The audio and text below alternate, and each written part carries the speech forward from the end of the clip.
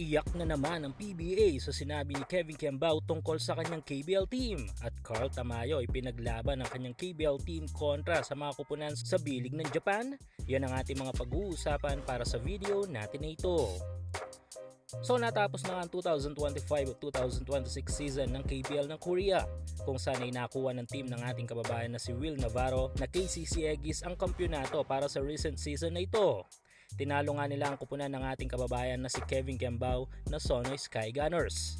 Masaklap man para sa team ng Sono at iba pang mga KBL teams na nagsumikap na lumaban last season ay iba yung paghahanda na naman ang gagawin ng mga ito sa susunod na season ng Liga ng mga Koreano.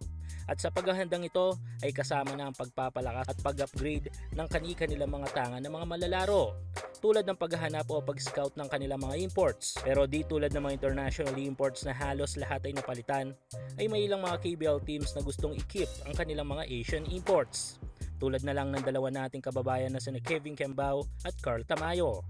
Sa katunayan, sa ganda ng ipinapakita ni KQ last season sa team ng Sono ay mukhang magiging matagal pa ang pamamalagi dito ng young Gilas player. At sa naging press conference nga ng kanilang team ay may sinabi si KQ na tiyak na magpapayak sa ating pambansang liga na PBA.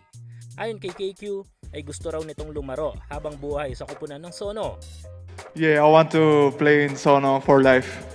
Natuwa naman dito ang kanilang head coach. Since isa sa mga sikat at top young player sa Pinas si KQ ay malaking kawalang kundi natin ito makikita sa ating pambansang liga na PBA. Kaso kung lahat naman ng bagay pabor sa kanya sa paglalaro niya sa KBL at sa team ng Sonoy Sky Gunners ay wala tayong magagawa doon. Mukhang pareho din ang magiging pananaw dito ng ating isa pang kababayan na si Carl Tamayo sa kanyang KBL team.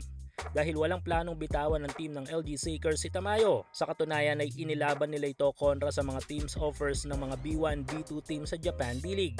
Win-win situation kasi ito para kay KQ at Carl sa paglalaro nila sa KBL ng Korea.